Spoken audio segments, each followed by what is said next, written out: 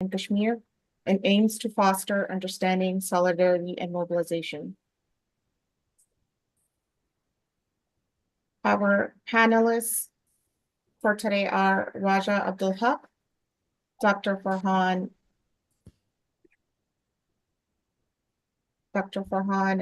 Chak, and Faisal Khan. Raja Abdul Haq is a Muslim Palestinian political activist and community organizer. Raja is the president of Tanqid Movement and a co-founder of Quds News Network and a former executive director of Islamic Leadership Council of New York. Raja has a master's degree in political science from Brooklyn College. Dr. Farhan Chak is the Secretary General of the Canadian-based NGO Kashmir Civitas and an associate professor of political science and international affairs.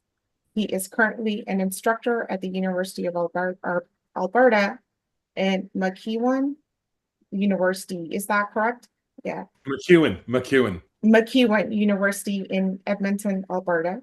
He is the associate professor working as a visiting research fellow at the Al-Walid Center for Muslim Christian Understanding in the Edmund Walsh School of Foreign Service at Georgetown University, Washington, D.C. He has worked with the United Nations, the Canadian Parliament, TRT World, and Qatar University. His research focuses on Islam and politics, secularism, post-colonialism, and peace and conflict studies. He regularly writes for Al Jazeera, Middle East Eye, Daily Sabah, and TRT World. His books include Islam in Pakistan's Political Culture, published in 2015, and Nuclear Flashpoint, The War Over Kashmir, published in 2024. Faisal Khan is a human rights activist, published columnist, and former assistant and regional editor for international newspapers in the Caucasus region. He has collaborated with the U.S. Embassy in Azerbaijan and worked extensively with the United Nations and NGOs on issues related to human rights, healthcare, and social welfare.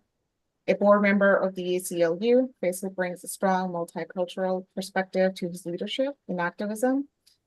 In 2007, he received CARE's Courage Award for his work defending vulnerable communities.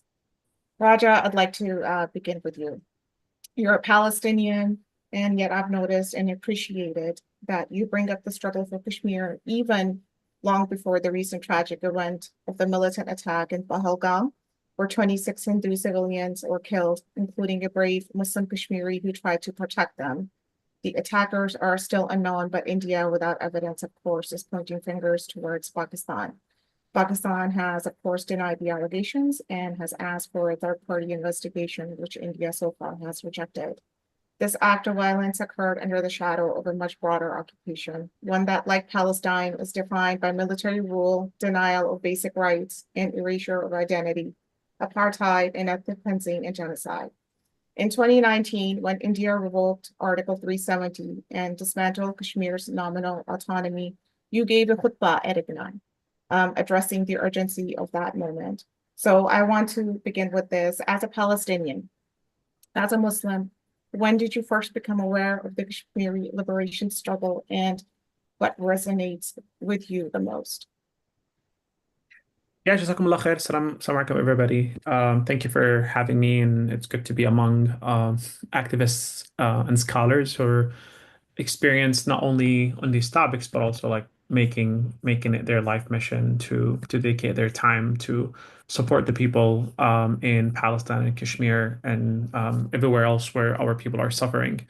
Regarding the question, specifically my involvement with Kashmir, I feel like I did read about Kashmir a long time ago when I was much younger. When I was born and raised in Palestine, reflecting on the struggle of a Palestine, I came across specifically two causes that were very close to my heart. Number one is Algeria, number two is Kashmir. For two obvious reasons. Number one, that Kashmir was specifically a settler colonial project. Yes, it might not have been as intense as it is in Palestine when it comes to the what we know of the history of the Nakba, what we know of the ongoing attempts to eliminate the Palestinians physically Mhm. and ideologically. But at the same time, Kashmir has similar issues since 1947. Mhm. Same thing with Algeria. Algeria, even though it might not be a sort of colonial project, but it's a very cruel colonialism that took place by the French, that it made it clear to me that the colonization of Palestine was not an incidental event in history. It was part and parcel of the legacy of European colonialism. And unfortunately, Kashmir was the exception of European colonialism because it Mhm. seemed to me that India, as soon as it got its liberation, its independence from so-called Great Britain, they Yeah. invoked other strategies as the colonial masters, unfortunately. So that was the beginning of my time of understanding the importance of Kashmir. But more specifically, when I was in the US, especially during my time in the Islamic Leadership Council of New York in 2019, as you mentioned, um, with the revocation of Article 370, right? The removal of the autonomy of Kashmir, where I got more involved in the Kashmiri diaspora movement and helping them to organize within the Muslim community, as you mentioned, Mhm. to organizing in the Muslim community at large, but also talking about it in our mosques, talking about it in our circles to bring about a very important cause that are unfortunately most of the time it's forgotten. And it's something that was, hit us in 2019. A lot of people heard about Kashmir maybe in their first time in Yeah. their life. So it was important for us to step up and talk about it at that time. Thank you, Raja. Can you please walk us through the moments of connection you've seen between the struggles in Palestine and Kashmir and also where you think they differ? Yeah, I think that something that is really important to highlight here, specifically when we talk about settler colonialism, is that what we actually mean by settler colonialism and why is it a little bit different than occupation? Because this ongoing conversation that we always have is Palestine and apartheid, is Israel and apartheid. Yeah. Is India an apartheid system in Kashmir? Is it just a military occupation? But if you seek deeply into the work that has been done against Kashmiris and Palestinians, and if you look at scholars from a Palestinian perspective and a Kashmiri perspective, they all talk about the concept of settler colonialism, which for those who might not be familiar, is a little bit different than the classic form of colonialism, as the formal form of colonialism is about the metropolitan. It's about exploitation of the colonized subjects and to benefit and to bring back that material benefit all the way back to the metropolitan. But for settler colonialism is specifically about the permanent appropriation of the land, meaning that the settler colonialism is the concept of versus where we, as in a classic colonialism, you have a political and economic subordination of the indigenous Mhm. population. The settler colonialism is about the permanent appropriation of the land and the erasure of the identity of the natives. And the best way to think about this is when we think about if we go back in time in 1492, specifically so-called discovery of America by Columbus, and that's unfortunately the Mhm. European whitewash history that we learn. But in reality, 1492 and so-called discovery of America was technically settler colonialism because you have European Western white men that came to this land, which is called Turtle Island, and Yeah. eliminate millions of the natives to create a new colony for European colonizers. And Mhm. eventually, even though in the early days it might have been, loyal to the empire back in Great Britain, but if eventually it became it became independent. So that's a successful project of sort of colonialism. In Kashmir and Palestine, that project has not been successful yet because we are seeing people in Kashmir and in Palestine still surviving, still resisting, still pushing back, still reclaiming their narrative and affirming the narrative about this land being to them. So that's something that is very familiar between the two causes. One important aspect that I feel like Mhm. it's relevant to us nowadays, and I think you mentioned it in your introduction, Mhm. the relationship, a correlation between Zionism and Hindutva is the concept of racial hierarchy, meaning that they both believe that they are superior to the indigenous people, that they subjugate them to violence. And if you study any political scientist, if you read about settler colonialism, and if you read the work of Albert Mime or Frantz Fanon, you can clearly understand that the concept of racial hierarchy is very important and pivotal in the concept of settler colonialism. If you think about it from an American perspective, think about it, the relationship between Black people and police. Black people for hundreds of years, even after they were freed from slavery, the concept is constantly you have to create this racial hierarchy that explains Mhm. that whiteness is better than everything else. And anybody who's not white can be subjugated, can be eliminated, can be punished, can be taught, can be quote unquote civilized, which, as we all know, in the 19th century, the ethos of Europe at that time was the concept of civilizing mission, right? Let's go and colonize the world and so-called civilize these barbaric brown people. So in a settler colonialism, racial hierarchy is important because you need to eliminate the natives of the land. And the best way to eliminate the natives of the land is you have to justify Mhm. their elimination through ideas of dehumanization. And if you, from a Western perspective, this is known in the studies of Orientalism, right? The Yeah. concept that the people in the Orient, the brown people, these people are barbaric. Their religion is backward. It's not, Yeah. it doesn't fit with modernity. So we need to get rid of it. We need to dehumanize these people. We need to demonize them. And once we Mhm. demonize them and we call them terrorists, we call them backward, we call them ISIS, we call them, Hamas is ISIS, or we call Kashmiris who resist in India to be, similar concept of, talking about ISIS and war, Yeah. so modern terror campaign. You are demonizing these people, so their elimination will become justified and normalized. And if you look at Gaza, anytime there's anytime Israel is caught killing lots of civilians, they would use the same argument. Oh, Hamas, the terrorists, the ISIS were hiding between civilians and they were using civilians as human shields, so collateral damage is okay. In the subconscious of Western audience, it becomes normalized to kill Palestinians and to kill Kashmiris because if they are connected with terrorism, if they're connected with these barbaric ideas and ideologies, then we can get rid of them. So this is something very similar, and there has been a lot of studies, as we know, by Kashmiri scholars about comparing. For example, Asad Isa, who wrote a whole book about the relationship between India and Israel, and how India and Haditha lately have been learning a lot from Zionists. And even in the early days, as we all know, the Haditha ideology was copying, certain texts from from the Nazis, from even Zionists later on, learning that you need to create that superior relationship to differentiate between the colonizers and the colonized, and this is how you'll be able to eliminate them and get rid of them, and but most importantly, to justify that elimination in the eyes of the Western world. And that is, as we all know, even though this is was copied from the 19th century and even all the way to the 15th century when Columbus. Mhm. Before he eliminated the natives of this land, he called them barbaric and civilized, and people need to be be brought to modernity. Mhm. Even most recently, after September 11, as we all know, the U.S. declared similar ethos of the 19th century, which is the concept of the war on terror campaign, right?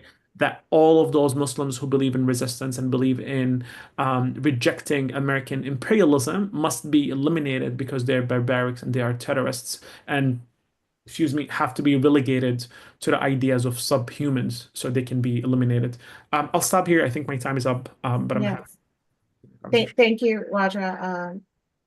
Now I would like for you to walk us through, as someone who is grounded in the media and movement building, how can the Palestinian and Kashmiri struggle in the United States and in Canada um, connect and build together? And is it possible to do that? From a media perspective, you mean? Yeah, from a media and movement building perspective. I think it's essential for all of us to work together. Specifically, causes like Kashmir and Palestine. Our causes are very connected, very related. Not only in the framing, not only in ideology. Not that the victims of both of these causes are Muslims, who happen to be Muslims, but at the same time, the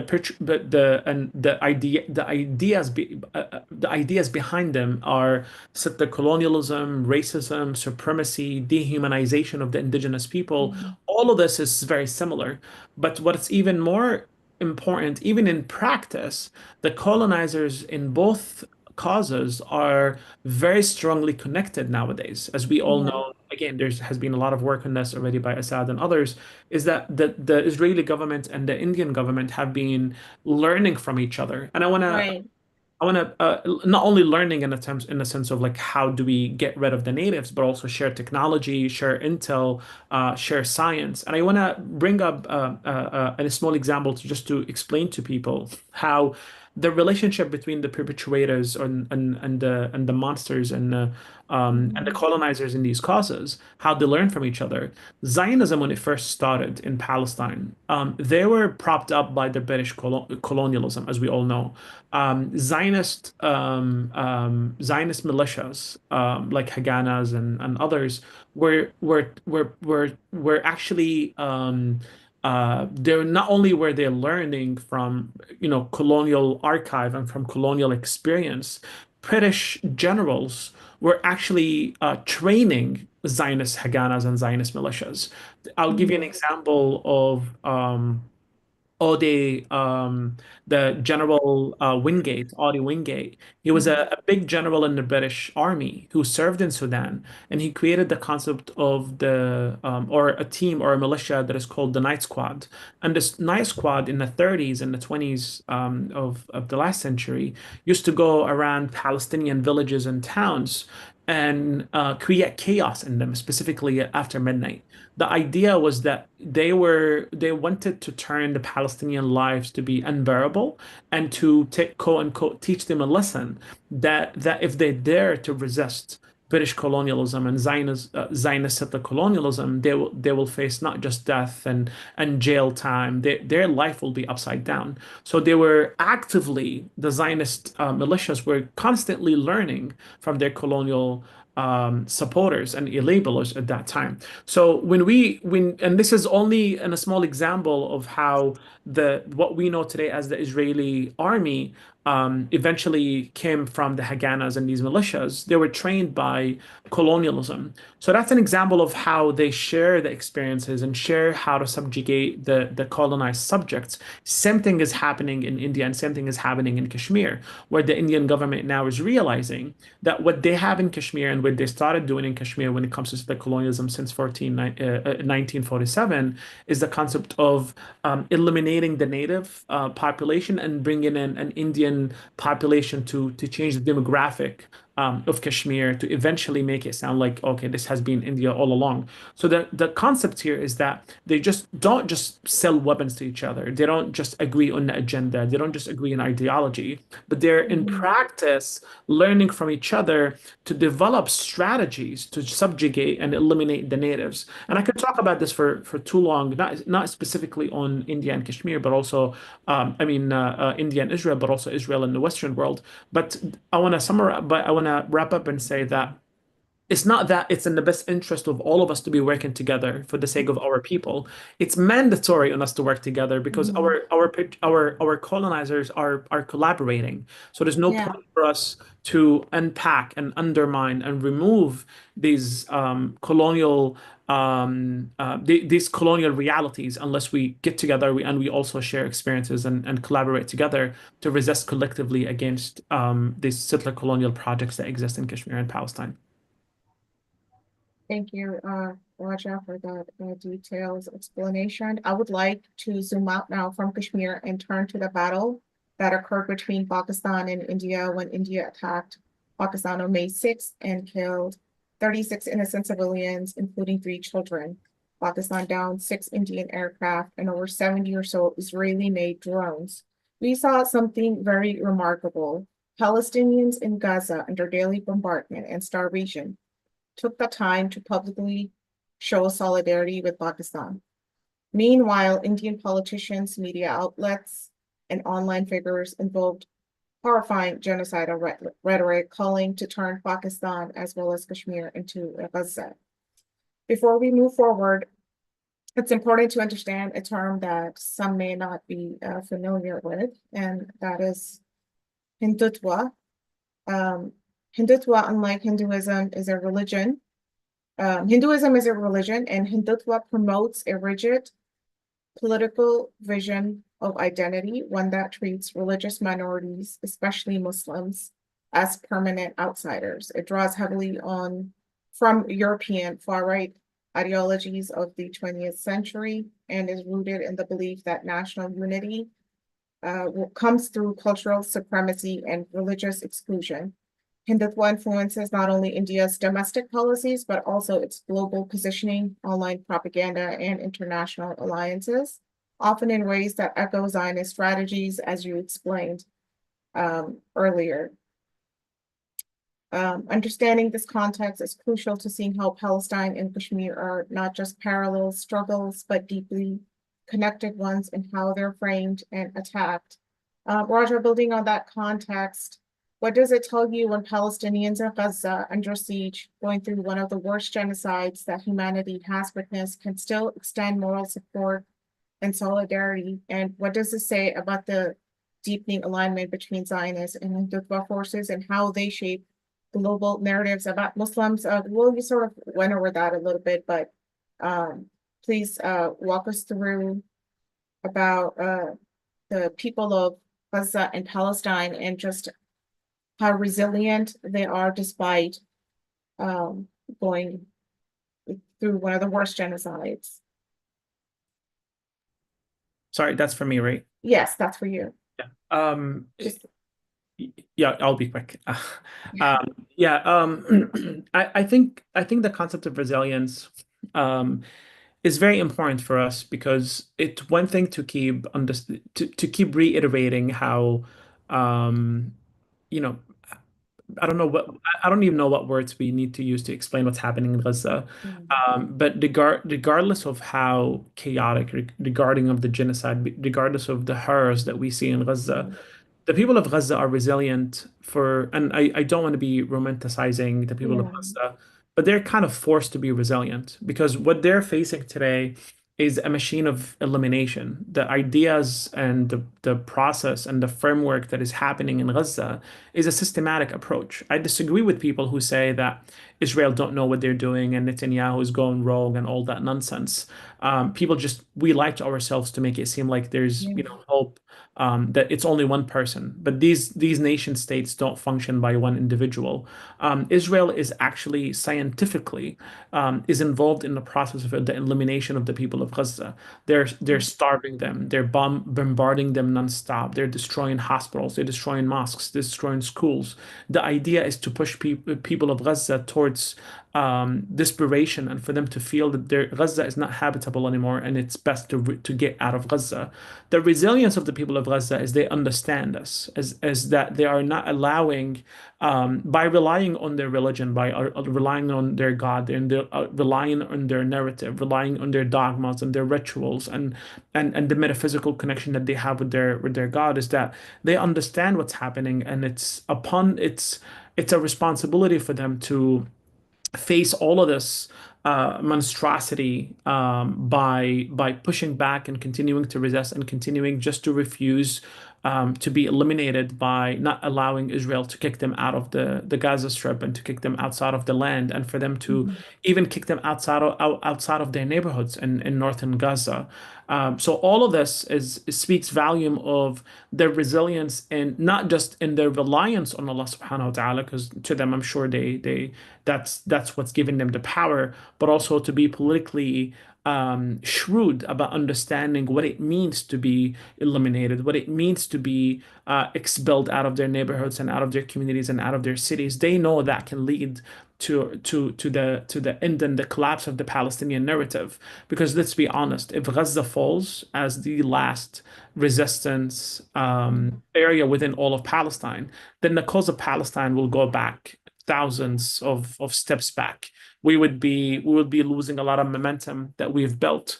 So I think it's important that we, all of us, specifically people in the West and the diaspora, to continue to support Gaza and to stand up with Gaza to make them feel like they're not alone. I know they feel that they're alone because the world have unfortunately left them die on their own, but at least our voices can be heard. The protests taken to the streets, the how much we speak about Gaza is essential to keep giving them that drive that we're not forgotten and that we're not dying for nothing.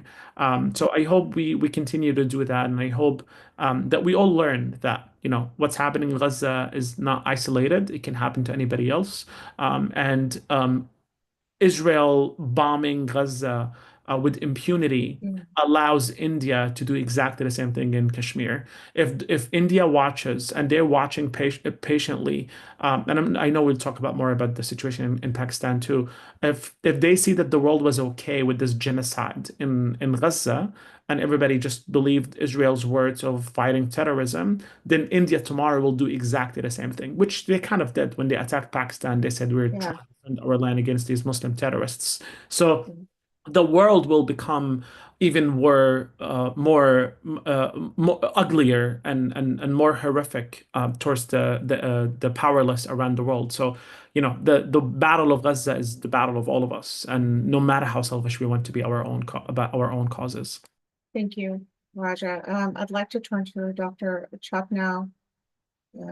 The struggle for Kashmir is often framed in legal or strategic terms, but at its heart is a people who have refused to be broken despite 76 years of occupation, mass graves, disappearances, settler colonialism, and systemic erasure. In much of the Muslim world, Kashmir remains misunderstood or unknown outside of South Asian communities. The history and context of the Kashmiri struggle is often missing entirely from global discourse. So to begin, can you walk us through the historical roots of the occupation? Why did the Muslims of Kashmir reject incorporation into newly independent India? And what kind of oppression had they endured under the Dogra monarchy prior to 1947? And while 2019 is often cited, and while 2019 is often cited as a turning point with the revocation of Article 370, can you explain why that moment was not the beginning, but the formalization of a much longer process of subjugation? And lastly, Doctor, can you help us understand the difference between Indian occupied Kashmir and Azad Kashmir, which is administered by Pakistan? And I know that's a lot of questions, but please take as much time as you, well, not as much time as you can, but take a good 5 to 6 minutes, please. Thank All you. right. First of all, Yeah. assalamu alaikum, everybody, and welcome to all our guests. And thank you very much, Salima, for having me on the program. And I'd like to begin by saying I absolutely concur with the comments of Brother Raja, and that there is a deep link between the Kashmiri resistance and the movement for freedom and the Palestinian, in more ways than most people even can contemplate. Including the fact that indigenous ethnic Kashmiris are Semites.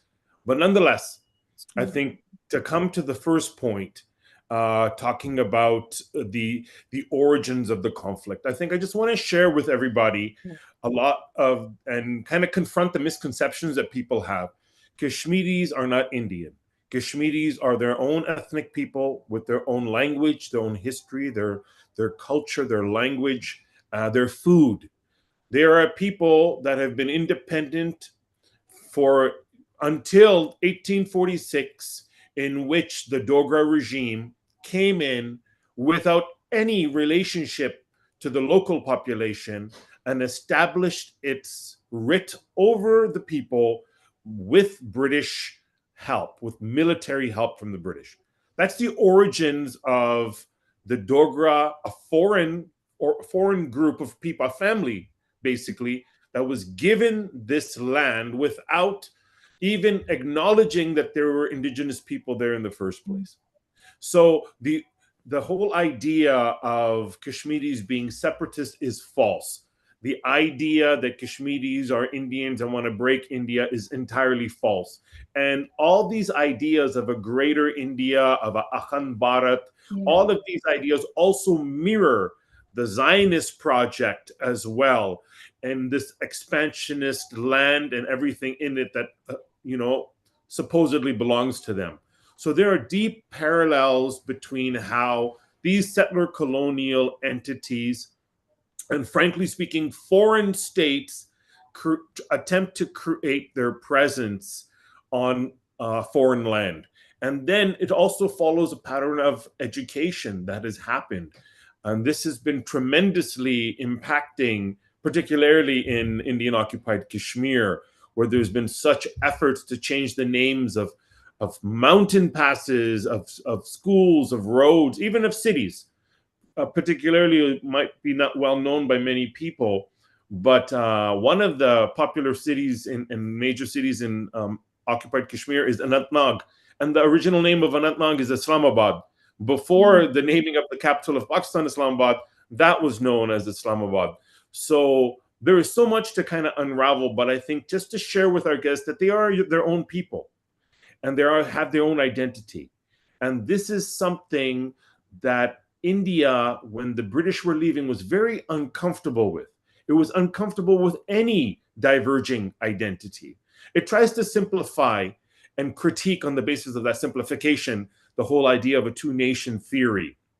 Now, not to necessarily, critique some of the problems with that theory, but essentially what you do have is you have a multi-nation, not a two-nation situation in the British Raj. There were several nations, but there was two primary identities from which Muhammad Ali Jinnah picked on. And one of those identities was a pan-Islamic, multi-ethnic identity that would eventually emerge and create this new, quote unquote, nation state called Pakistan.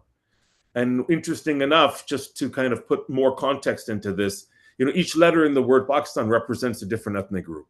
Many people do not understand that, right? So P for Punjab, A for Afghan, K for Kashmiri, I for Iranian, so on and so forth, S for Sindhi.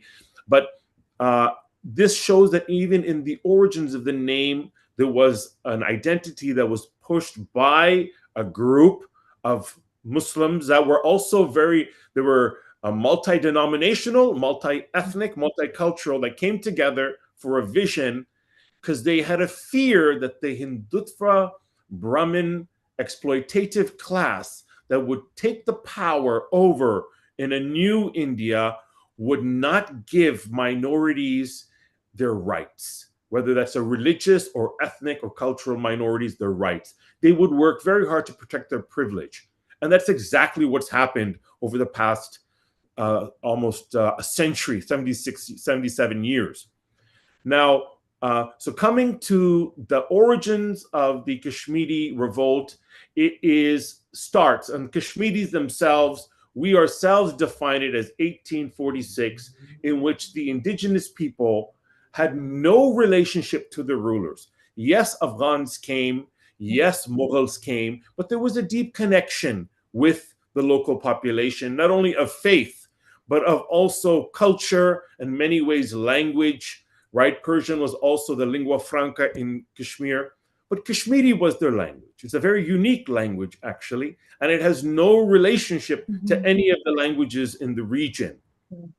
So that gives you the background on their history, culture, and language. Somewhere in the 12th century or a little bit earlier, Kashmiris by and large accepted Islam. And eventually then you had the next 4 to 5 centuries of Muslim rule until, again, you had the coming of the British supporting the Dogra family and establishing this military colony, essentially, in what we know as Kashmir.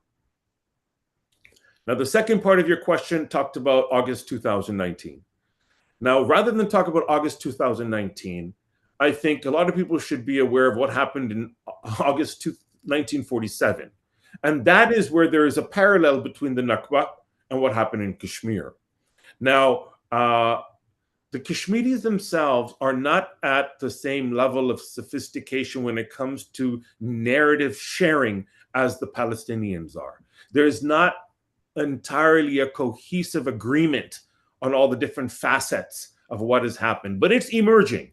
And with the coming decade or so, you'll see it even stronger than before.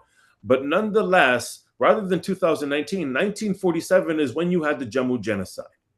And on the least numbers is 237,000 people were killed in eastern Jammu and some parts, of course, including Chenab, some parts of Chenab Valley.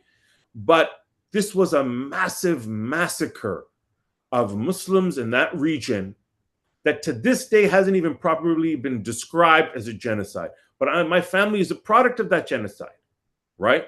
So not only did they have nearly 300,000 people that were killed, the entire demographic reality of Jammu changed, and Muslims were either were a majority, became a minority.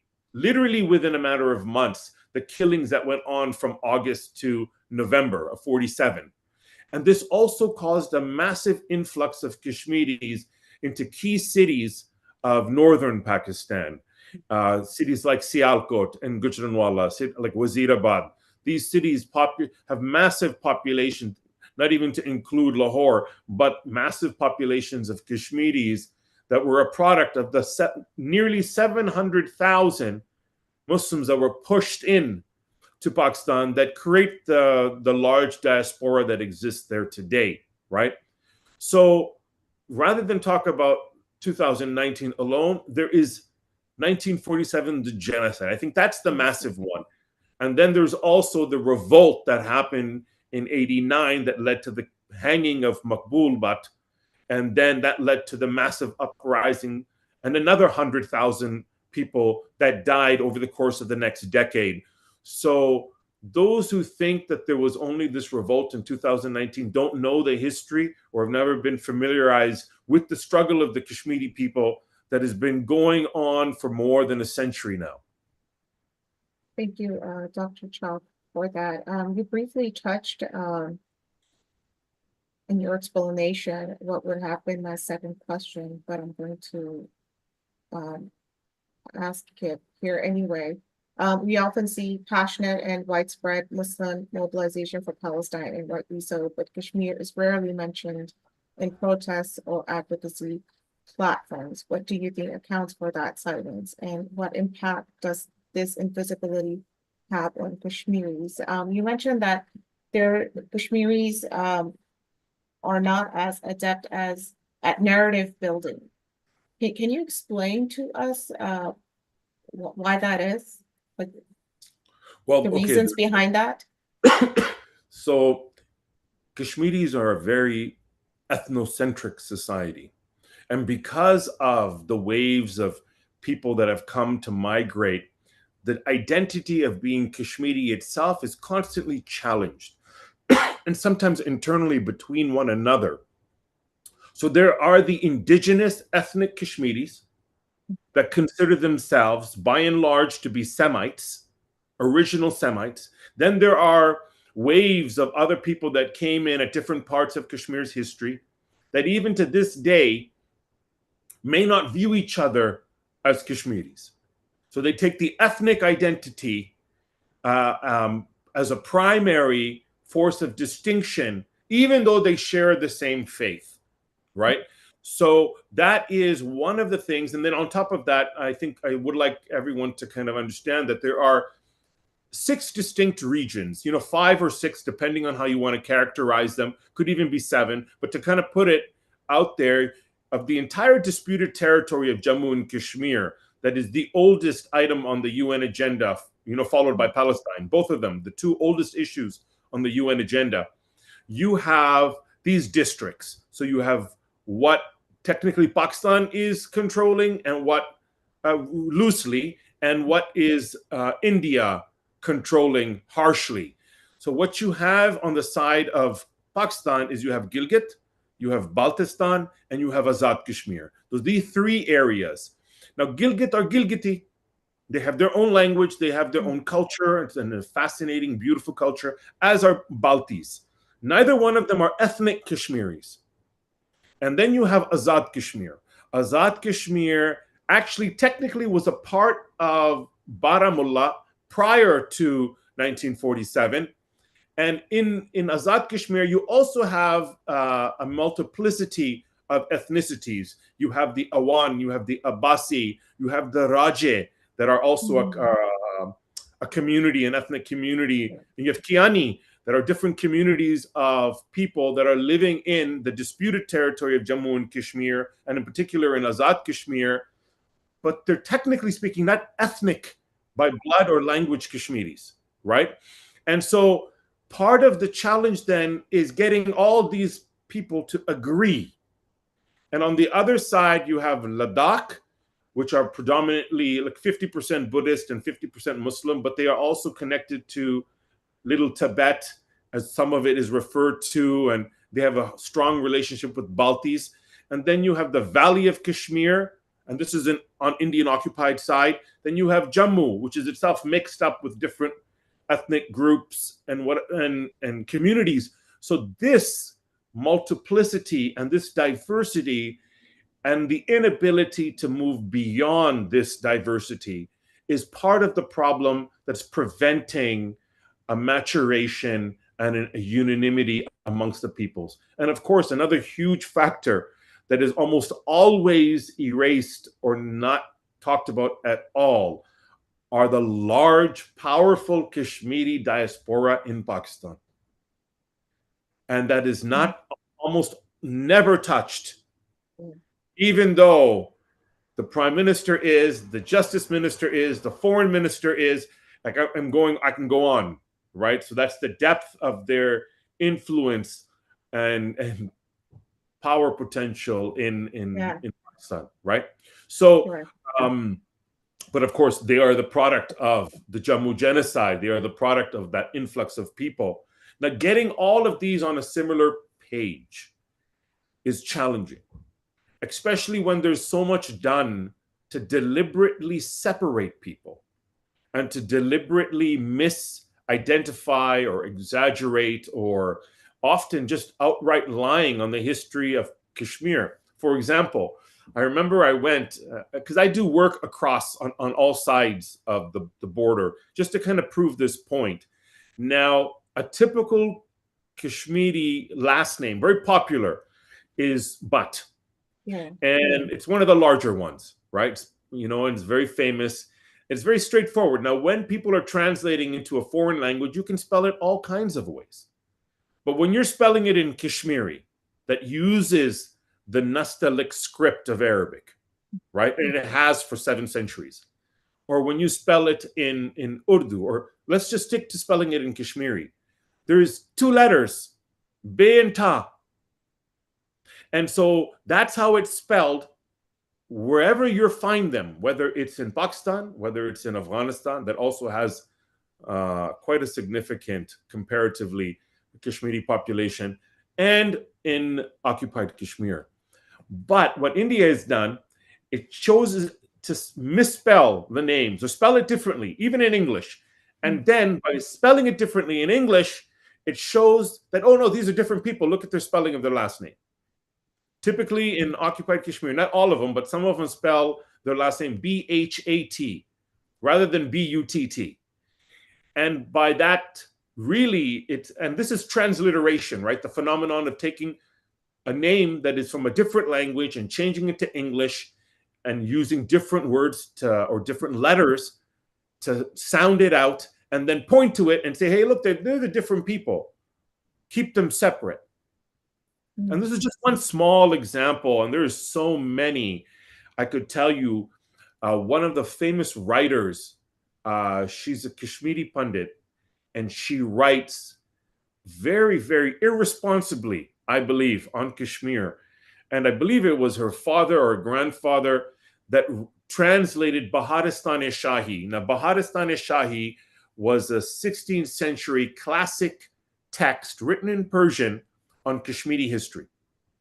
And what was so fascinating is that he translated it and specifically blatantly mistranslated certain areas precisely to promote a linkage with India or the manufactured idea of India when there was none.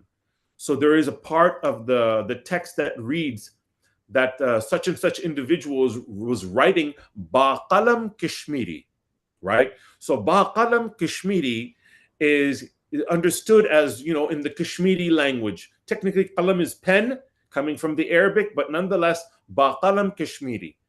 And he translated that into English as saying Sanskrit.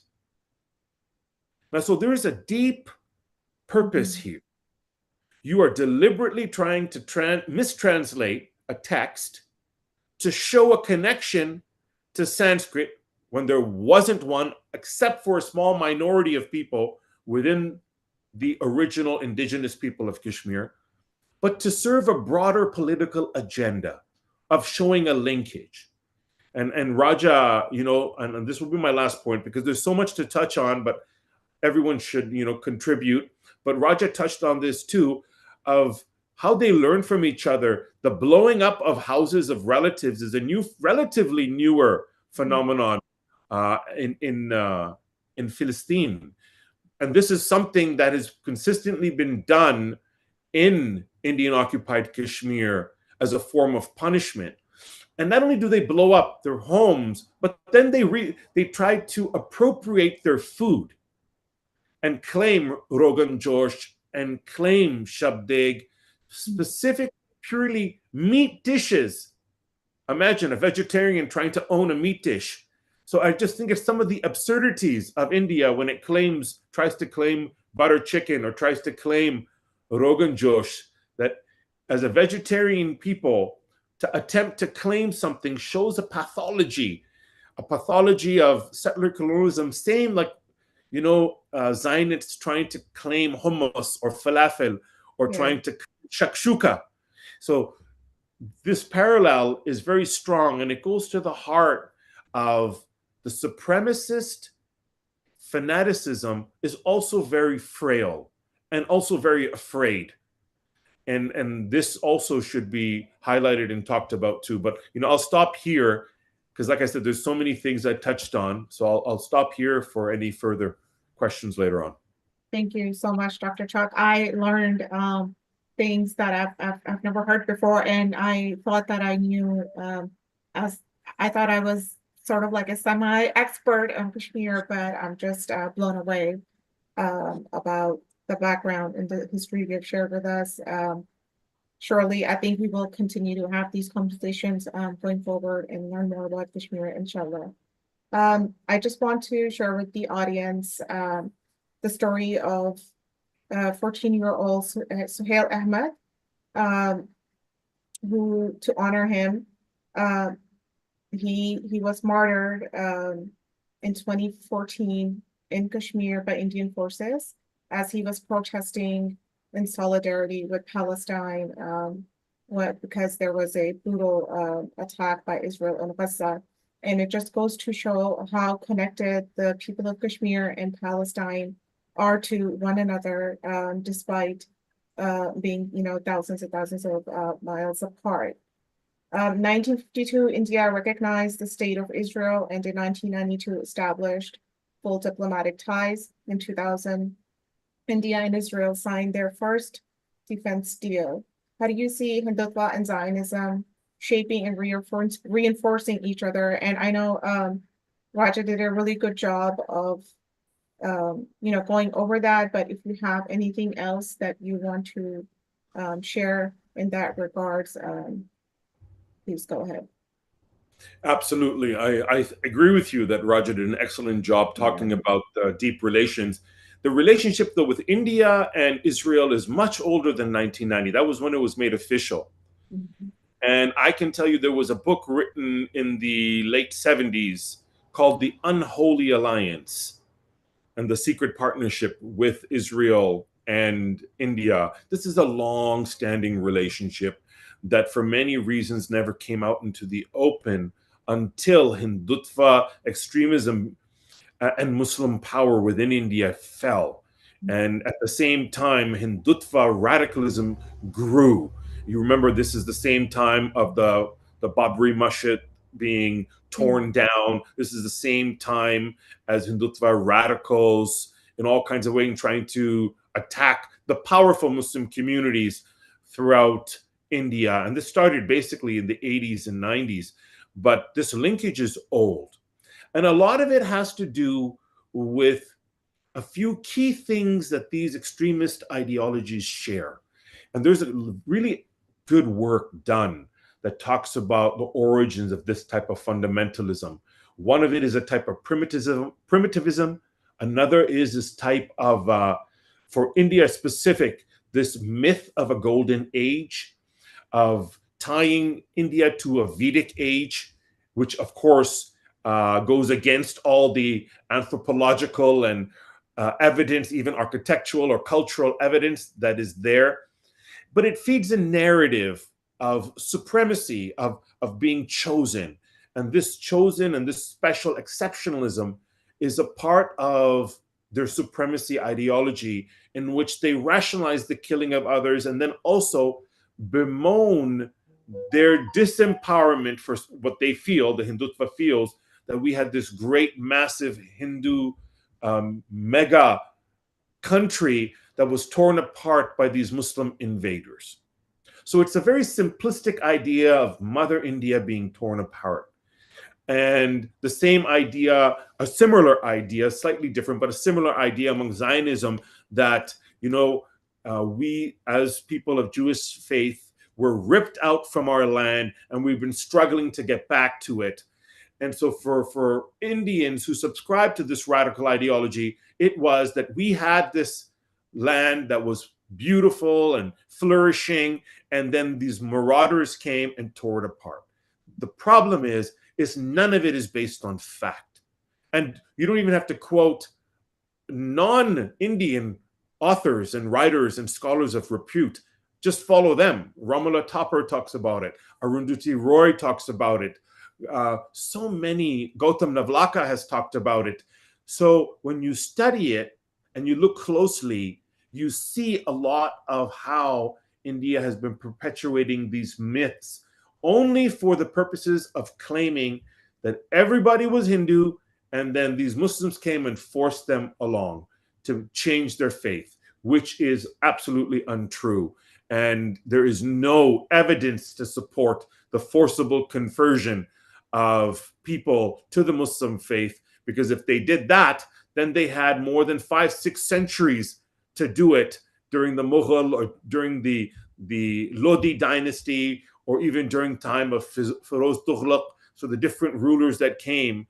But the truth of the matter is that within present-day India, Muslims were always a minority. Thank you, Dr. Chalk. I think I would like to move on to Faisal now. Sure. Assalamu alaikum and good evening, everybody. So honored to be with a distinguished guest. So much has been wonderfully, eloquently been stated on this really important issues on Palestine and Kashmir. So I'm going to go over a few key points for the audience to kind of understand between the dynamics between what Kashmir and Palestine is and the Pakistan stance. So I want to assert that Pakistan's a global posture, often misunderstood, vilified, or dismissed, is not simply a reactive or ideological. It is a reflection of a country's navigating through intense geopolitical pressures while holding the line on key questions of international law, decolonization, and moral sovereignty. So when it comes to Kashmir, and Dr. Chak already have shed some light on this issue, since 1947, the issue of Jammu and Kashmir has become one of the longest unresolved conflicts on the UN agenda. The United Nations Security Council Resolution 47, which was passed in 1948, called for a free and impartial plebiscite under United Nations supervision to allow the Kashmir people to determine their future. The plebiscite has never been held. Instead, post-2019, we have witnessed the unilateral abrogation of Article 370 of Indian Constitution, the bifurcation of Jammu and Kashmir into Union territories, and the deployment of over 700,000 Indian troops. I repeat, over 700,000 Indian troops, making Kashmir one of the most militarized zones on earth. So India's actions not only violate UN resolutions, but also Article 49 of the Fourth Geneva Convention, which prohibits the transfer of an occupying power civilian population into territory it occupies.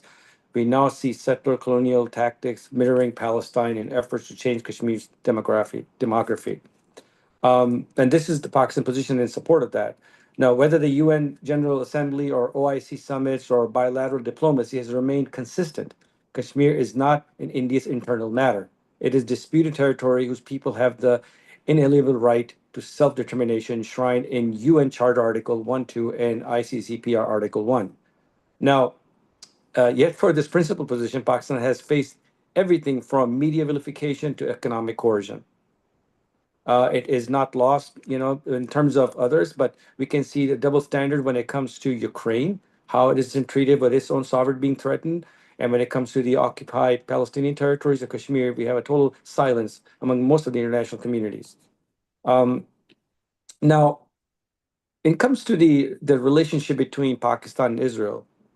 Pakistan remains one of the few Muslim majority nations that has refused to normalize relation with Israel, even under immense pressure from the Abraham Accords axis, I call it, and its Western backers. And this is not merely a legacy of the Muhammad Ali Jinnah, the founder of Pakistan. It is rooted in the international legality of the United Nations General Assembly Resolution 194, 1948 affirms the right to return of Palestinian refugees. UNGA Resolution 3236, 1974 reaffirms the right to self-determination, national independence and sovereignty. So, moreover, numerous independent bodies, including Amnesty International, Human Rights Watch, and B'Tselem, have concluded that Israel's regime constitutes apartheid. Even the former American president had called it an apartheid state, Jimmy Carter. So, a crime under Article 71J of the Rome Statute of the International Criminal Court is considered to be an apartheid state. Now, today, what we're seeing is an unfolding, horrific, barbaric genocide in Gaza, where over 60,000 Palestinians, civilians have been killed. 70% of them are women and children. Over 20,000 Palestinian children have been slaughtered. The expected rate to go is over 100,000 that are buried under the rubble. And there we see this famine that's been weaponized, a starvation, where no humanitarian aid is going in. So we must recognize that normalizing Israel under such condition is not diplomacy, it's a moral surrender. So Pakistan will never normalize relation with Israel under these circumstances. It's important to mention because obviously the Zionists have done a really well job to articulate this as anti-Semitic. Pakistan's refusal to recognize Israel is therefore not rooted in anti-Semitism, as critics allege, but in anti-colonial ethics, UN jurisprudence, and the refusal to abandon a besieged people. So, coming to these stands, Pakistan has taken these stance and positions on Kashmir and Palestine, and has been subject to both overt and covert forms of strategic containment. So, we're going to start back in the 1990s when Pakistan had bought F-16, but instead, the United States refused to give those F-16s. Instead of they end up giving them grain and wheat, and that was the start of the marginalization and sort of cornering Pakistan because on this principle stand. So, the FATF, the Financial Action Task Force, grade listing 2008 to 2022, while financial reforms were needed, the politicization of to punish Pakistan while rewarding Israel and India reveals a double standard. So Financial Action Task Force really kind of focuses on money laundering and things of that nature, or contribution to agencies and forces that are been banned as a terrorist organization. And then there's the media demonization. Western media often constructs Pakistan through the lens of terrorism, while minimizing state terror by its adversary. And then there's the nuclear anxiety, because Pakistan is the only Muslim nuclear state, and Pakistan disproportionately scrutinized for its nuclear program, despite never having initiated aggression nor violated its doctrine of minimum credible deterrence. Okay. I'm going to quickly move because I know time is becoming an essence here.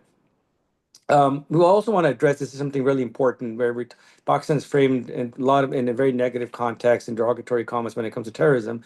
Pakistan has suffered immensely from terrorism, especially from the war on terror. After the 9/11 for 17 years, there have been over 65,000 Pakistani civilians who have been killed and victims of terrorism. Pakistan just recently was ranked second in the Global Terrorism Index of 2025 with a number of deaths in terrorist attacks, rising by 45% over the past year to 1,081. That's huge. That's huge, which obviously we'll never see in the Western media or never will be discussed. The selective targeting reflects not a concern for global security, but a broader project of disciplining post-colonial states that reject Western aligned security architecture. So civil society between resilience and repression. Now, this is an issue that really concerns about the Pakistan and the internal issues. Pakistan civil society have been a site of profound resistance. There has been a lot of issues that journalists have documented disappearance in Balochistan. Women's movement called the Aurat March have challenged patriarchal violence. And the students have reignited calls for educational justice and also for democratic institutions, support of democratic institutions. These voices, through often marginalized or repressed. So there is that movement in Pakistan to really kind of transform Pakistan to a very robust Muslim Pakistan state, which is really aligns with the vision of Muhammad Ali Jinnah, who's the founder of Pakistan. Um, the diaspora role I want to discuss about, I think, Selena, you had asked me to focus also on the diaspora, which is, I think, really, really important. The Pakistani diaspora in the United States and UK and Canada has been have established themselves for a very long time. You know, well educated, well established, Yeah. financially very well established. But I feel that their underutilized potential to shift the discourse. Diaspora organization must go beyond charity and cultural events, and this is what I'm seeing right now, which with the newer generation that is shifting. They must engage in narrative reconstruction, defending Pakistan international positions with data, law, and historical, consciousness, while also critiquing internal failures from a place of solidarity. There needs to be more unity within the Pakistani diaspora, not only United States, Canada, but other parts of the world. The diaspora Pakistanis are uniquely positioned to influence host country policies, push back against lopsided media framing, especially from the West, and building transnational coalitions, especially with Palestinian, Kashmiri, Rohingya, and Sudanese advocacy networks. And there needs to be more cohesiveness. There needs to be more collaborative work among those movements. Now, in conclusion, Pakistan's refusal to capitulate on Kashmir and Palestine is not an evidence of extremism, it is an evidence of moral clarity. In a world where real politics has normalized apartheid, occupation, and genocide, Pakistan challenges not just to survive, but to articulate a coherent alternative vision, grounded in international law, people's sovereignty, and historical memory. This is not easy. It invites punishment, but in times of moral collapse, resistance is sanity. And truth, no matter how besieged, remains our powerful weapon. So it's important that we don't compromise. And Pakistan has consistently tried to be resistant to compromising its own sovereignty. And again, I would come back to something that is really important that we're seeing in the Middle East. The push for the Abrahamic Accord normalizing relations with Israel, Pakistan has been very consistent with that, not moving forward with that axis of Abrahamic Accords. Thank you so much, Faisal. You're correct that Israel clearly used Pakistan with deep hostility, as we recently saw, with the help of and the public support that came from the government level, from Israel to the Indian government for their attack on Pakistan. And the reason for that is because it is the only majority Muslim nation who at times, despite their economic woes and security issues and its own internal contradictions, has done some good things as well on the international stage. During the Bosnian genocide, Pakistan was one of the very few, and correct me if I'm wrong, I think the only country that lent military aid to Bosnian Muslims so that they could protect themselves after the United Nations had imposed a arms embargo. Not only that, many Pakistanis, somehow, went to Bosnia, found their way to Bosnia and helped train and fight in the Bosnian War and then eventually settle there. A lot of times that is, framed in the international media as negatively, but looking from the perspective of justice and human rights and from Bosnian Muslim perspectives, they're very appreciative of the help that Pakistan gave. Not only that, I think they gave them an economic loan of $23 million, which they later converted into a gift Yeah. once the genocide was over. So, Pakistan and Pakistani people really think of their mentality is that of pan-Islamism. They see themselves connected to the broader Muslim community and the Ummah. And that is one of the reasons that they are very staunch supporters of Kashmir as well as Palestine. And I think that Pakistanis in the diaspora, we need to really highlight, more of those positive connections, the positive narratives about Pakistan to the broader public. Right. Right. Faisal, I do want you to briefly touch on the role of Ro Khanna in this recent conflict between Congressman Ro Khanna between India and Pakistan. He's somebody who projects himself as a progressive, sort of a leftist, perhaps maybe, and he's publicly opposed Hindutva. He's met with Palestinian students, but his rhetoric doesn't match his legislative record. He invited Modi to speak before Congress and called his speech strong. He refused to back the ceasefire in Gaza in October 2023, which led to his political advisor to resign in protest. He eventually came around after calling the cops on his constituents that were demanding him to, show some spine for Palestinians. He voted for increased weapons to Israel. He co-sponsored the anti-BDS resolution, and yet Ro Khanna heavily fundraises from the Palestinian community, from the Muslim community in general, and specifically from the Kashmiri American community.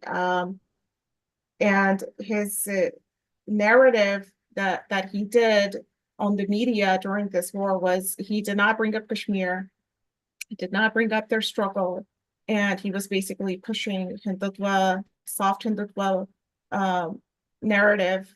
How can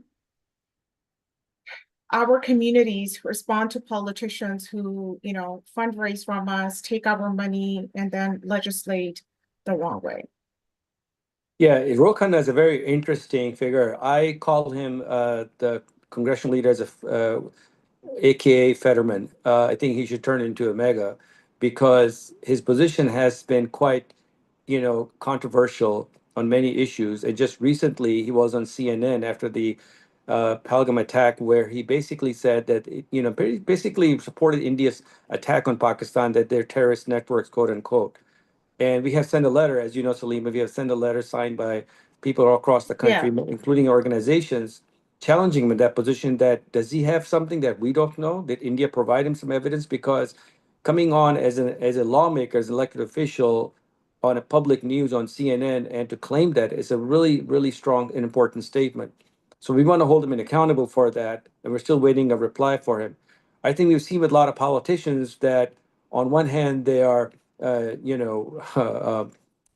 kissing babies, but on the back they're stealing their lollipops, and that's how I look at him. Where Ro Khanna, I think, needs to be held accountable, needs to be called out, and this is where the coalitions come out and really have to apply the pressure to call him out about his double standards and his hypocrisy, and also not give him any money. I mean, I'm sorry to say that, I'd rather have a Republican who actually speaks the truth rather than somebody who has elephant teeth. And then also at the same token, it's not really taking a moral stand.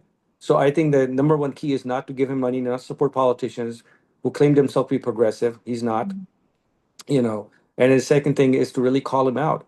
And I think more the people, greater the impact. And that's where the communities can come together with different coalitions, whether it's Palestinian coalition, coalition for Kashmir, coalition for Sudan, for other indigenous and other communities, including the Black coalitions in the United States, to call them out.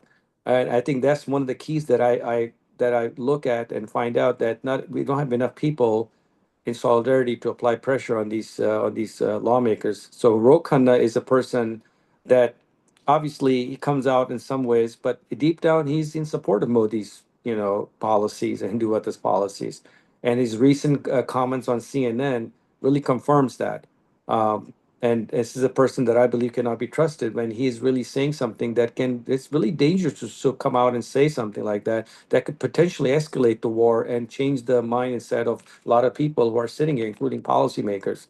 Mhm. So I think the key is to not spend money on people. The people need to be consistent with what they say and what they do. And there's some things they're doing well, but then again, if you're compromising and really blatantly lying on a national TV, I don't think Yeah, this person has any credibility, in my opinion. thank you. I agree with all of that. Actually, you know what? There's one topic that we did not touch on that I think is very important. Dr. Farhan, can you please come in and speak about the difference between Indian occupied Kashmir and Azad Kashmir?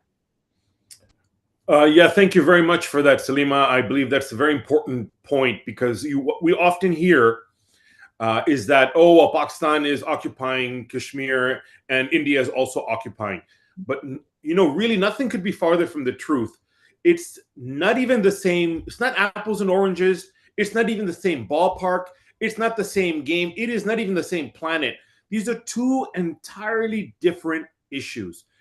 As we talked about before, about the different ethnic groups that inhabit Azad Kashmir, including Gilgit and Baltistan, these individuals and these groups revolted against the Dogra regime on their own.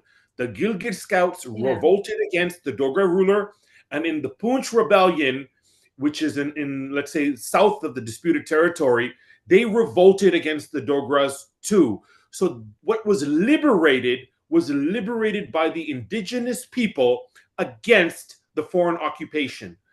And by the time that the resistance had taken all the way up into what is today the line of control, there was a ceasefire established, and we have now this stalemate ever since then. But just to show you that distinction on the origins of the revolt. So for India to refer to Azad Kashmir as Pakistan occupied Kashmir, it's ridiculous and it's factually incorrect, and just goes to show how absolute void of facts their narrative is. And I'm being very harsh because unfortunately that Hindutva social imaginary is completely void of facts. It is whimsical and fantastical. The people on the ground are who matter. And yes, there are governance issues in Azad Kashmir, in Gilgit and Baltistan. Yes, there's issues that they have as provinces with the center government, as you have in Alberta with Ottawa. You have it in every society. But by and large, aside from any political manipulation, the people there see themselves as Pakistani. They also see themselves as Gilgiti and as Balti, or as the people in Peshawar see themselves as Pakhtun, but also as a part of a larger whole. So this is nothing out of the ordinary. But to equate what happens in Azad Kashmir with what has happened in Maqbuza Kashmir or Indian occupied Kashmir is just absolutely outside the realm of what is fathomable and what is logical. Because what has happened in Indian occupied Kashmir is the genocide. What has happened in Indian occupied Kashmir is the 100,000 deaths since 1990. What has happened is a complete militarization of society. You have, on conservative estimates, up between 700 and up to 1 million Indian soldiers. It is the largest concentration of soldiers in a given area. How can you equate checkpoints, barbed wire, and then this foreign occupation, non-Kashmiri, a lieutenant governor running a place with this, really weak, internally elected government that has really no power and influence. Everything has to go through a lieutenant governor in occupied Kashmir. They want to change the language, even the clothing. They attempted to pass a law against the clothing and people revolted. So you can just imagine the differences are so severe. And I think just for our listeners and for those that watch it later, they need to understand, because I've seen both very clearly. And because I'm originally from the valley, but my father's family was pushed into Azad Kashmir and parts of, other parts of Pakistan as well, particularly Sialkot. But, my father left there in 1968 and came to Canada. And of course, I'm born and raised here. So I only have Canadian citizenship, but being able and mixing with the communities, I think that's something that a lot of people are not giving proper credit to. And another thing, a last point that I'd like to highlight, because this is also very important. People try to equate the treatment of Pakistan with India. And not only is this not true, in all my travels through the region, when you speak to your typical Pakistani everywhere, on the streets, aside from any politics, and if you ask them that look what's happening in Kashmir, look at the troubles there, there will be extreme sympathy and support from every street corner of the country. I'm talking about from Sindh, from Karachi to Quetta to every part of the country. You will have extreme sympathy for what happens. And then not only that, they will say, look, if we can't be together, let them be at least independent as long as the killing stops of them. That is your typical response from Pakistan. It's not a selfish response, right? But within India, you have a very different attitude that no, we need to possess it. It's ours. Phrases like, why should we give it up? Why should we give it away when it doesn't belong to you? So there's a completely different psychology and treatment towards the people and the place in both societies. Absolutely. Thank you so much. Thank you. That was very powerful. Does anyone have any questions for any of the speakers? Do you have, I think somebody asked a question earlier, but I can't find it. If you want to type it in again, please. If not, then I'd like to move on and bring this to a close. There is a few question in the chat, if you check, please. Okay.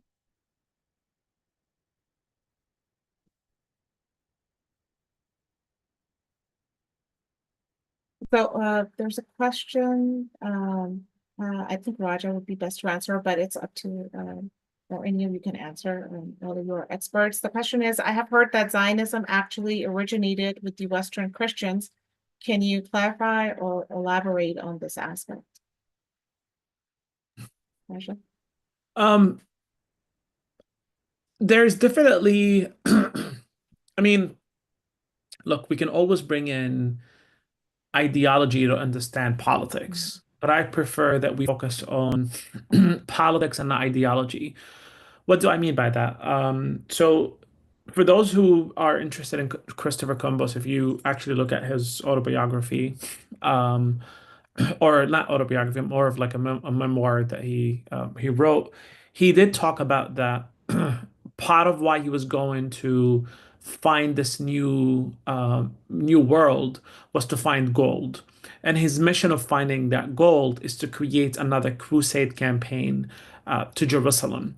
So in the European subconscious, Palestine and Jerusalem specifically is a place that they care about from a religious perspective, from the perspective of the end of the world, apocalyptic worldview or point of view. And it's true there has been conversations that even Napoleon at one point was thinking of creating the concept of Zionism in Palestine. But I would rather not focus too much on whether Christians wanted to create Zionism or not. What I care about, and I think what we need to care about, is that Europe, for hundreds of years, and not even beginning in 1492, as we know in the Spanish Inquisition, when the Catholic Church in what we know today as southern Spain was involved in the genocide against Muslims and Jews who lived in what we know as Andalus or southern Spain nowadays. They killed, maimed, tortured, and expelled hundreds of thousands of Muslims and Jews outside of Spain, and forced converted those who were not able to flee or be expelled outside of the land.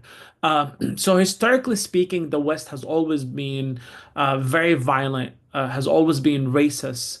And even the concept of anti-Semitism was created in Europe. So Europe in general was extremely violent against Jews. And the majority of anti-Semitic that we know around the world, even in the Muslim world, was exported to us from Europe. Unfortunately, through colonialism and through later on with our experience in Palestine, many of these things come back to the surface. But Jews were persecuted in Europe for hundreds of years. What ended up happening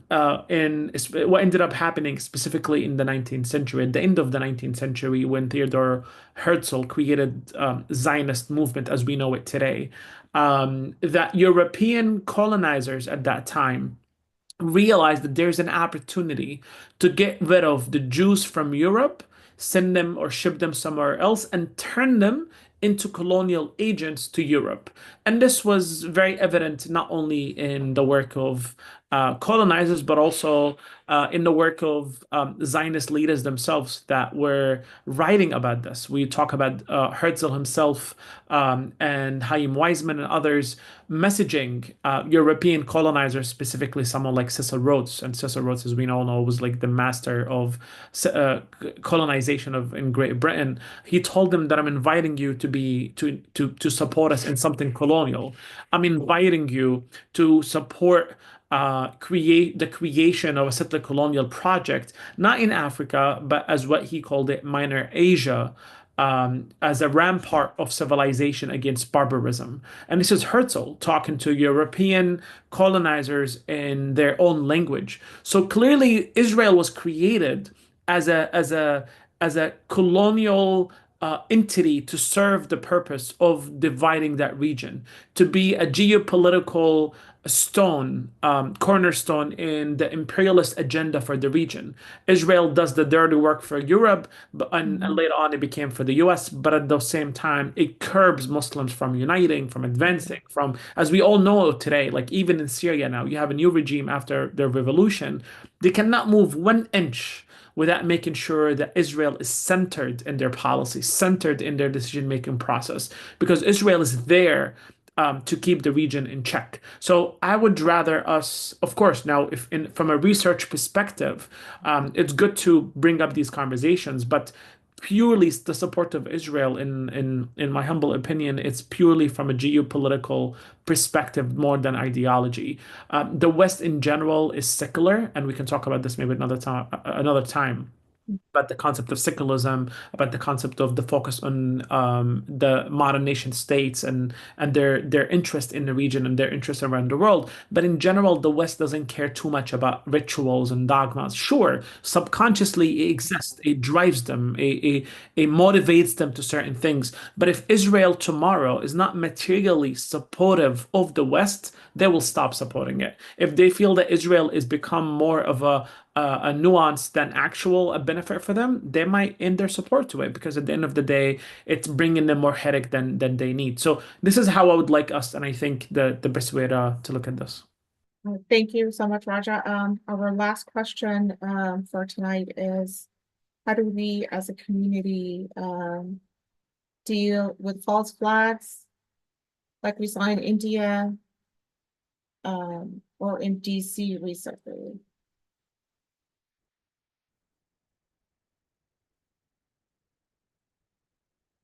Is it probably talking about misinformation? I think so. I Okay. think, yeah. Yeah, I can shed some light, and then other panelists as well jump in really quick.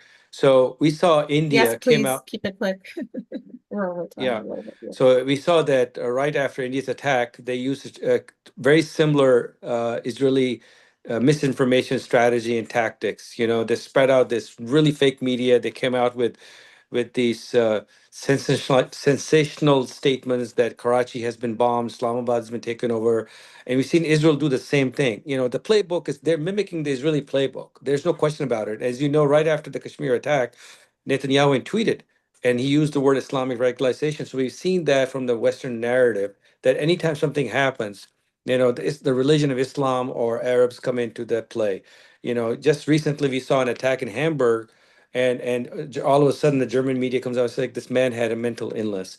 So we've seen that lone wolf philosophy of approaching, and then how the Muslims or Arabs are vilified, in the global stage. India did the same thing. They started using these techniques against Pakistan, and coming up with the Pakistan has been part of the terrorism, which as we discussed earlier, that there has been absolutely no evidence produced. Pakistan has offered an international bilateral investigation to that. So the key thing to this is to sorry the key thing to really counter the false narratives is to really a lot of number of things can be done. One is to write on your social media accurate and credible information. Write op-eds in your newspaper. Send out petitions and letters to your elected officials. Also, write to the media that is coming up with false information, and also inform. That's the key, the most important thing that I've learned from the occupation of the Palestinian territories in the last 2 years is that social media played a pivotal role in really bringing up accurate information about what's going on in Gaza and West Bank, and that really forced people to learn more about Palestine. I've come across many people a year and a half ago that absolutely had no knowledge, no information at all about the Palestinian issue. And all of a sudden they are at the forefront advocating, protesting, marching, organizing the communities, buying books, read to learn more. They're going to the elected official's office to condemn and to ask, demand, and accountability. So I think the key is to not remain silent, and to control the agenda by really sharing information, whether it's on your social media or anywhere else that's credible. It's unfortunately that's why I always believe if we have a larger coalition and more collaborative work among different communities coming together, then it's a greater the impact. That's really plain and simple. And I think that we've seen this global coalition building around the world on Palestine, and rightly so. It was much needed 77 years ago. But unfortunately, it had to happen. This had to happen for the world to really wake up, and we see that, and that's why we see the monster getting more violent and more aggressive as well, because they feel they can sense that they're being challenged, and they can sense they're now vulnerable. So I'm going to end it right here quickly. Is that again, in order to counter the false narratives, is to put out information, learn, educate yourself, and to communicate with other people in your network. Believe me, I've come across people. I'm going to end here that I do not know, and I'll get a private message, even people in elected officials' offices, that they have learned so much by me posting information. I'm just not bragging about myself. There's so many amazing people around the world. So remaining silent is being complicit, and the key is to really start sharing information that is credible and accurate to counter those false narratives. Absolutely, thank you. Raja, I think they want you to answer this as well. Please keep it within a minute. Um, Okay. Yeah, not everything we see is a false flag. Not everything is a conspiracy theory. Sometimes it's obvious in what happened specifically in DC. The guy who did it wrote an explanation, and he said this is a response to the genocide that happened in Gaza. I think the community needs to be able to address these things without being apologetic. I think, it's obvious that everybody can politically say like, they can say they don't condone violence if they want to as an organization, but at the same time, not everything has to be a false attack. I think things need to be contextualized of why this happened and listen to the person who did this Yeah. assassination. And because clearly, as we all know, and I don't want to take more time, but as we know, like anti-Semitism is being weaponized against our community. Clearly, this was not like an attack on Jews. It was very clear that this was a political assassination of an Israeli embassy officials. So it needs to be contextualized in that sense, and it needs to be explained. And I think there are some Jewish organizations that explained that this was someone who was affected by what happened in the genocide, and they felt this is how they responded to it. So Israel doesn't need false flags. It's obvious for 18 months they've been killing with impunity. So they don't need to create a false flag to justify more killing. I think we're beyond I think we need to be convinced at this point, not convinced, I think it's obvious now. And I don't know why people are still not convinced after 18 months of genocides, that Israel and the Western world have no problem to dehumanize us, demonize us, and kill our people by the dozens every single day. They have no problem 100 Palestinians get killed every single day. They don't need a false flag to justify, as was we talked about here today. The West and Israel and Zionism and Haditva do a really good job at demonizing and dehumanizing Muslims, and the rest of the world really don't care because this is about geopolitical interest and our values as human beings are not, are not appreciated or mourned or even remembered. So Israel doesn't really care. And it's obvious. I want to end here and say for the past 18 months, Israel's propaganda has been whack to begin with. Like if you all remember that, calendar thing in the hospital, say this is the names of the guards, and anybody who looks at the calendar will see the names of the weeks. But Israel doesn't care. They just do these silly, stupid things because they know the Western world and specifically the mainstream media will just buy it without any critical thinking because they really don't care. Like whether you like it or not, this is what's happening. If you don't like it, come and try and stop us. This is where we are today. So we need to grow and mature beyond the point of thinking that appealing to people's sensibility and appealing to power will do us anything. Kashmir has been occupied and colonized since 1947. Same thing with Palestine. Nobody did anything about it. We need to start mobilizing and focus more on how to materially stop the genocide and ending the occupation in Palestine and India more than pleasing white sensibilities. Salima, if I may jump in really quick, I just wanted to mention something about the DC, which is really important. As soon as this DC, unfortunate, and we all condemn, of course, any violence against any civilians or individuals, is that all of a sudden we saw a narrative from the Western media that, that the question, the movement, the Free Palestine movement came into question, right? And right there, Netanyahu, one of the world's most barbaric and inhumane things that he has done beyond any words that I can express is the fact that he came on Sky News 2 days ago and he said Free Palestine is equivalent to Heil Hitler. He actually said that. I've posted that on my social media as well. So as soon as we saw these two attacks, two individuals were killed, the Western media, New York Times, and other media outlets, and including Netanyahu, they all came in a very synchronized way to question the Palestinian movement.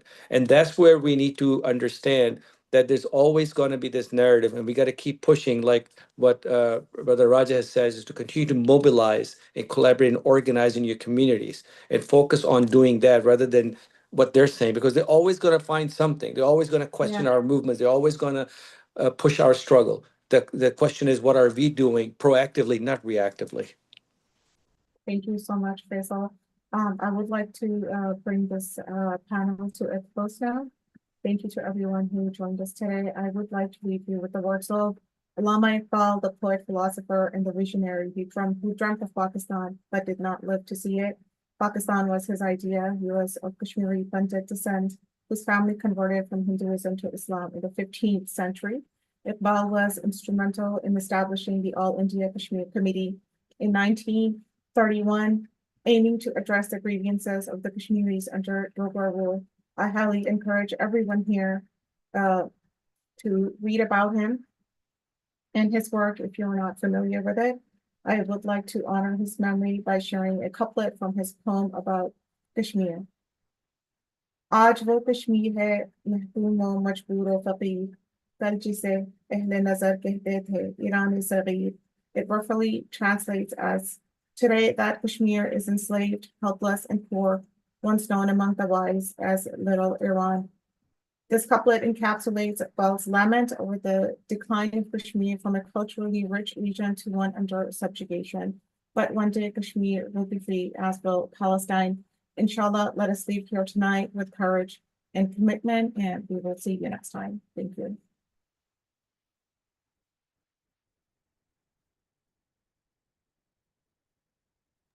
Thank you, Salima. Thank you. Farhan, Raja, and everybody else in the audience. I really appreciate this conversation, and hopefully we can have more of these conversations all across the country and globally. I think that the tide is shifting, the tide is changing, it's shifting, the narrative is shifting, people are waking up.